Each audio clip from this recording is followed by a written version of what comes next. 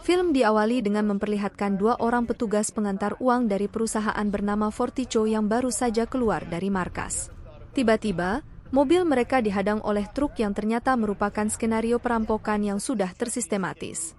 Film pun menunjukkan beberapa waktu kemudian, di mana seorang pria bernama Patrick Hills, si botak, pemeran utama dari film ini, sedang melamar ke perusahaan Forticho yang tadi kita lihat di awal film.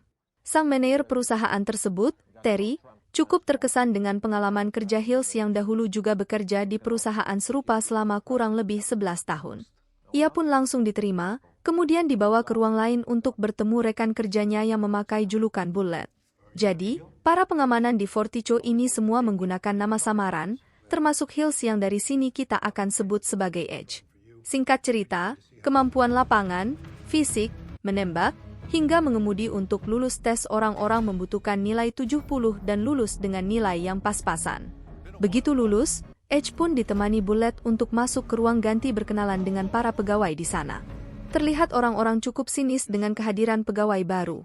By the way, karena Forticho ini tempat penyimpanan duit yang jumlahnya bisa sampai triliunan, maka setiap mereka keluar masuk terdapat beberapa pintu akses yang cukup ketat. Why don't I look it? Meet Hollow Bob and... Not with him. He looks good for it. Oh man, he can pull yours right off. What's that? You'd win. At what? Show me. Want to hear? Ready. It's worth getting to know Dave. Tight. You can't write without it. Respect it. Do I? What happens if... Name is H. What if you go... Done on prom day. You're just on... I still got plenty of bitches. Find later. Memulai pekerjaan pertamanya, Edge pun ditemani Bullet dan Dave mendatangi beberapa titik hari itu untuk mengambil uang dari berbagai perusahaan. Namun, sepanjang perjalanan Dave tak berhenti menyindir Edge yang ia kira tak tahu apa-apa soal seberapa berbahayanya pekerjaan mereka. Singkat cerita, di penghujung hari, mobil mereka berhasil aman kembali masuk ke markas. Untuk masuk ke dalam, mobil-mobil ini harus melewati beberapa pengecekan. Begitulah hari pertama kerja dari Edge. Hasn't taken me very long. So we'll qualify for this game. These guys... Sure. Give me 2 minutes. Maka dari itu, untuk merayakannya, Bullet mengajaknya untuk nongkrong bersama teman-teman lainnya. Namun, sebelum keluar dari sana, terlihat Edge diam-diam mengawasi kartu identitas teman-temannya. Di tempat biliar, kembali Edge mendapat perlakuan yang tak mengenakan dari rekan kerjanya. Love who your new partner. Boy Sweat, you'll be happy. Do you have any idea? The Predators. With the Boy Sweat's up front. You jump in there with him. Dave, it's his first day. What? You need... It's a tragedy. holes. And the last thing I needed was... He was staying in. You get to meet the lovely ladies. Spot. Where'd you learn that technique? Show it now. Bahkan Jones, penjaga akses masuk utama di kantor, terlihat mencoba memancing emosi, tetapi yang ada dirinya malah dipermalukan. Keesokan harinya, mereka kembali bekerja seperti biasa. Kali ini, Bullet sendirian pergi mengirim uang di sebuah kapal pesiar, sedangkan Dave dan Edge menunggu di mobil. Namun, tiba-tiba terdengar dari radio kalau Bullet sedang mengalami kesulitan. Uang yang ia pegang dirampok serta dirinya dijadikan sandera. Go for this. We have to drive away. We just drive away. If we take it away, they're not going to hurt him. They're not going to kill us. Reconsider! That's why they have the... It's one of us. It's only money. Stop fucking around and drive in the...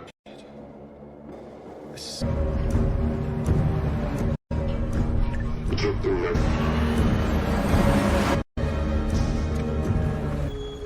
Dave yang biasa sok jagoan sekarang malah jadi terlihat sangat panik, ia bahkan sempat ingin melarikan diri. Di saat itu, Edge malah bersikap sebaliknya. Ia terlihat sangat tenang. Ia pun meminta Dave untuk tenang dan mengikuti permintaan dari para perampok di mana mereka diminta ke suatu tempat untuk menyelamatkan Bullet. Sesampainya di sana, para perampok menyuruh mereka memindahkan seluruh uang yang ada di mobil. Dengan santai, Edge mengikuti itu semua. Namun, Tiba-tiba ketenangan Edge dalam eksekusi para perampok bisa dibilang luar biasa. Bahkan Dev yang tadinya sok-sokan hanya bisa terdiam. Suck my fuck. Suck your own dick. Did you make poo-poo? Di akhir aksinya, Edge sempat mengecek satu persatu wajah dari para perampok yang ia bunuh. Akibat kejadian ini, mereka bertiga pun sempat diinterogasi oleh 2 orang yang kemungkinan dari kepolisian khusus. Saat giliran Edge diinterogasi, mereka bertanya-tanya bagaimana ia bisa membunuh 6 orang sekaligus tanpa terluka. Belum lagi kemampuan menembaknya sangat akurat dan jauh dari hasil tesnya saat awal masuk. Namun, Edge menjawab dengan santai bahwa itu semua hanyalah kebetulan. Di akhir pertemuan, Edge ditunjukkan video CCTV dari kejadian perampokan yang kita lihat di awal film. Keluar dari sana, Dev sempat menyampaikan bahwa ini memindahkan Edge ke bagian front office karena menurutnya orang yang habis membunuh bisa saja terkena penyakit mental jika diteruskan. Tapi, pendapat sang manajer langsung dibantah oleh atasan Forticho yang sangat senang dengan kinerja Edge. It's been very positive. Question is, what was it? It's called sarcasm. What you want? You let the fox in the fucking in-house? Money doesn't mean a thing to him. To me very carefully. Loud and clear. What does that look like? Fortigo personnel file. The autopsy report. Di lain sisi, 2 orang tadi yang menginterogasi Edge, pas keluar dari sana langsung menelpon bosnya dan bilang kalau benar Edge adalah orang yang mereka cari-cari. Si bos juga bilang kalau begitu biarkan Edge di sana karena kita sudah tahu alasannya, yang nantinya akan terjawab sendiri di pertengahan film. Not for your life, for hers. Touch her! Don't fucking touch her! Fucking name!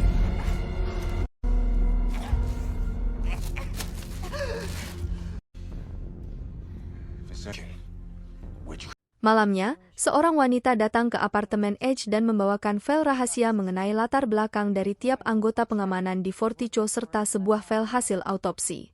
Malam itu, ia juga tak berhenti mengulang video terkait tragedi yang sempat ia lihat tadi. Dari sini, kita akan dibuat semakin penasaran siapa sebenarnya Edge. Keesokan harinya, saat masuk kerja, orang-orang di Forticho tak lagi memandang sebelah mata. 12 at night. The next minute we're wiping their ass. Afghanis. Those precious ornaments until I get my mother. They owe us.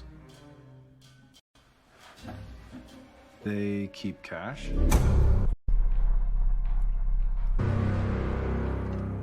Left after we washed it through the system. Patek. For like 18 G's a piece. Paul's Number 1. Mereka malah melihatnya sebagai seorang pahlawan. Hingga akhirnya, tak terasa Edge sudah bekerja di sana selama kurang lebih 3 bulan. Dan di suatu siang, saat mereka sedang melaksanakan tugas, mobil mereka kembali dihadang oleh beberapa orang tak dikenal. Para perampok handal ini berhasil menangkap Bullet dan mulai menembakkan gas ke dalam mobil. Namun, kembali Edge terlihat sangat tenang dan memilih keluar dari pintu belakang mobil sambil menahan napas. Begitu para perampok melihat wajahnya, tiba-tiba mereka tampak ketakutan. Apa sebenarnya yang terjadi? Bagaimana bisa perampok bersenjataan lengkap ketakutan saat melihat Edge? Makanya Terry, sebagai manajer, merasa ada yang janggal dengannya. Bullet sendiri saat di bar menceritakan kejadian tersebut ke Dev. Di mana saat para perampok melihat Edge, mereka semua kabur seakan-akan melihat hantu. Di lain sisi, kejadian ini membuat Edge semakin terkenal.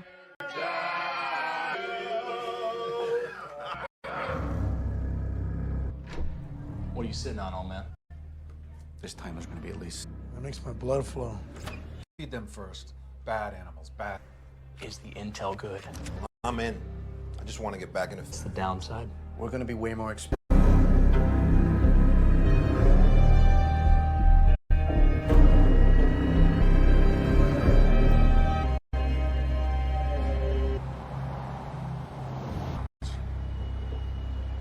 I don't think so. Bahkan seorang pengamanan wanita bernama Dana langsung mengajaknya tidur bareng. Tapi tetap saja, Edge terlihat seperti menyembunyikan sesuatu. Dan benar saja, Malam itu tiba-tiba ia memaksa Dana ke ruang tengah dan tak segan-segan menodongnya dengan senjata sambil menginterogasinya terkait dari mana ia mendapatkan uang cash yang ia sembunyikan di rumahnya. Apakah ia bekerja sama dengan para perampok? Untungnya, Dana berkata jujur kalau ia mendapatkannya secara tidak sengaja karena kesalahan klien ataupun sistem di Forticho. Dan selama ini ia tak pernah bekerja sama dengan para perampok. Cuman, Edge memperingatkan, seandainya dia tetap berkata jujur, ia memiliki semua informasi terkait orang-orang yang ia sayangi termasuk foto dan alamat orang tuanya di desa. Jadi siapakah Edge? Untuk menjawab pertanyaan itu, film pun membawa kita ke masa lalu, kira-kira 5 bulan yang lalu. Edge terlihat sedang siap-siap menonton pertandingan basket bersama putranya yang bernama Do Ugie. So what is it? All.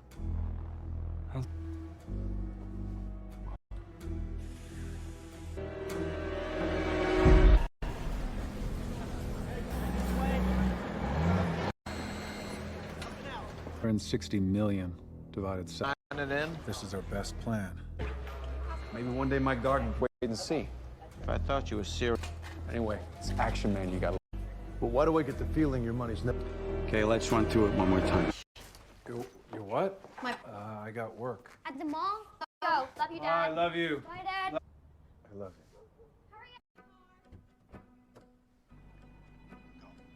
you. Saat akan menaiki mobil, tiba-tiba ia mendapat telepon dari anggotanya bernama Mike. Mike adalah perampok yang sempat kita lihat tadi. Siang itu, Mike bilang kalau operasi mereka agak kacau karena salah satu anggota tim mereka terkena kecelakaan saat akan ke lokasi. Ia membutuhkan bantuan bosnya, Edge, yang kebetulan saat itu posisinya tak jauh dari sana. Dengan terpaksa, Edge pun menyempatkan diri membantu anak buahnya. Begitu tiba di lokasi, Edge memarkirkan mobilnya tak jauh dari sana sembari ia turun pamit ke putranya berpura-pura akan membeli makanan. Siang itu, anggota Edge sedang berusaha merampok salah satu mobil uang milik Forticho, dan Edge bertugas untuk memberitahu ke arah manakah mobil tersebut akan belok. Begitu tugasnya selesai, mobil tersebut tiba-tiba dihadang oleh perampok lain. Karena posisi putra Edge yang tepat di lokasi perampokan membuatnya dipaksa turun dari mobil. Salah satu perampok nampaknya tak ingin ada saksi di TKP dan memutuskan untuk menembak Do Ugie.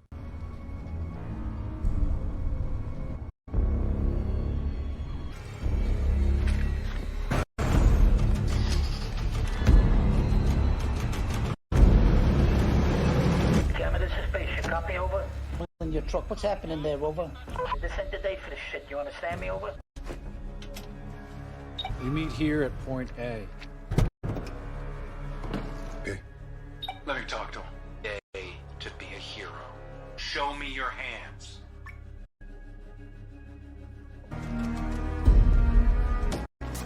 If you're a good boy today. Following the escalator.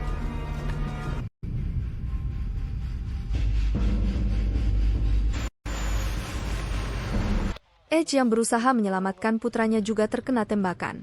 3 minggu kemudian, setelah beberapa kali operasi karena terkena 4 tembakan, akhirnya Edge berhasil bangun dari kondisi koma. Sayangnya, putranya Do Ugie tak semujur dirinya. Do Ugie adalah putra sematawayang dari Edge. Akibat kejadian itu, istrinya menyalahkan Edge dan menganggapnya sebagai pembunuh anaknya sendiri. Akhirnya, mereka berdua pun memutuskan untuk bercerai. Mungkin kita lihat Edge tak meneteskan air mata, tapi hatinya hancur berkeping-keping. Ia pun mulai menyusun rencana untuk menemukan pembunuh putranya, dimulai dengan menemui salah satu agen yang menjadi pimpinan bagi kedua polisi yang menginterogasi Edge di kemudian hari. Berdasarkan keterangannya, polisi belum juga menemukan pelaku ataupun clue siapa yang membunuh anaknya. Namun, ia memberikan beberapa list anggota mafia yang tersebar di kota tersebut.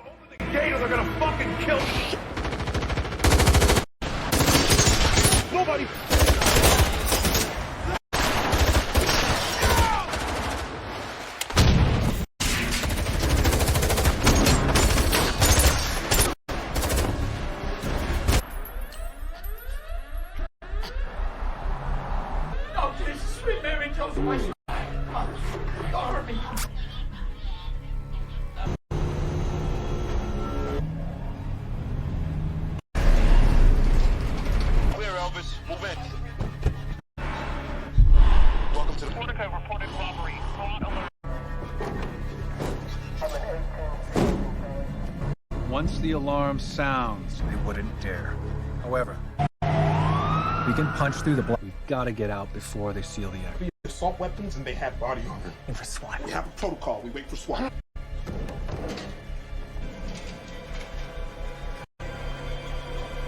Look. There's some fucking guard out here.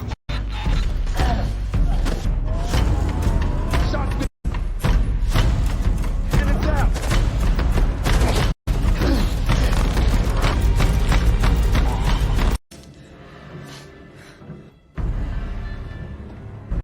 So the alarm's gone. We should just. You can do whatever you fucking like. Edge dan kawan-kawannya membantai para penjahat di kota demi mencari informasi terkait perampokan kemarin. Namun, tak satu pun dari mereka yang berhasil menemukannya. Mereka pun terlihat pucat saat melaporkan hal tersebut ke Edge. Mereka akhirnya kembali berusaha mencari sang pelaku, dan kali ini mereka berhasil menginterogasi salah satu anggota mafia terbesar di kota.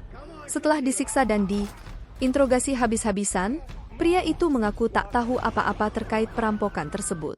Jadi kita tahu bahwa yang Edge lakukan tadi hanyalah bersandiwara karena dia adalah seorang pemimpin besar mafia di kota tersebut. Hingga di suatu malam, ia menemukan lokasi markas Forticho dan mulai menyusun rencana untuk melamar ke sana.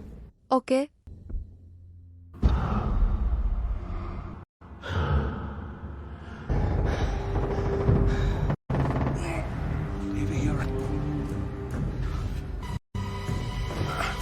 Miko.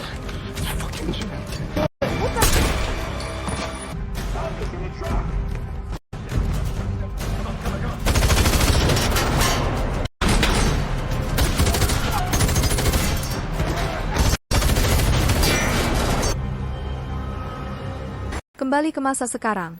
Film ini lalu membawa kita ke sisi lain dari para perampok profesional yang dipimpin oleh Jackson.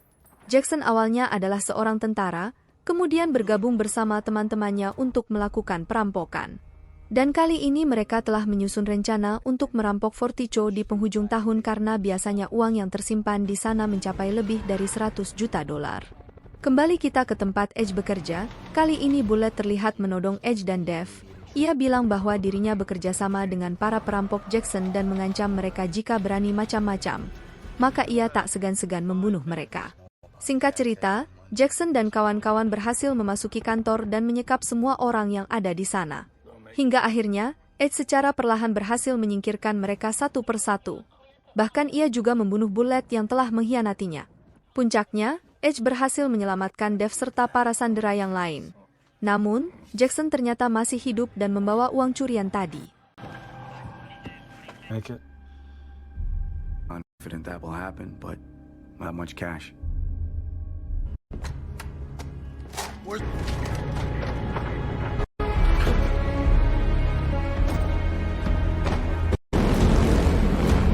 Load the cash undercover.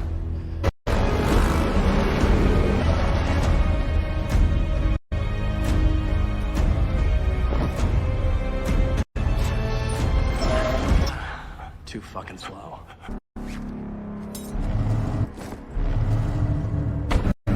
Edge juga berhasil menembaknya, tetapi ia malah terkena tembakan di bagian perut dan tak sadarkan diri. Dev yang panik berusaha menyelamatkan nyawa Edge. Namun, ia meminta Dev untuk tenang dan menunjukkan salah satu barang bukti, yaitu data autopsi putranya. Ya, dengan data tersebut, Dev pun berjanji akan membawa kasus ini ke polisi. Beberapa waktu kemudian, Jackson ternyata berhasil kabur dan kembali ke tempat persembunyiannya. Tak disangka, di malam itu juga Edge telah menunggunya di sana, dan Jackson yang melihatnya hanya bisa terdiam menahan rasa takut. Akhirnya, Edge pun membalaskan dendam putranya dengan menembak Jackson tepat di bagian jantungnya. Tak lama kemudian, film pun berakhir.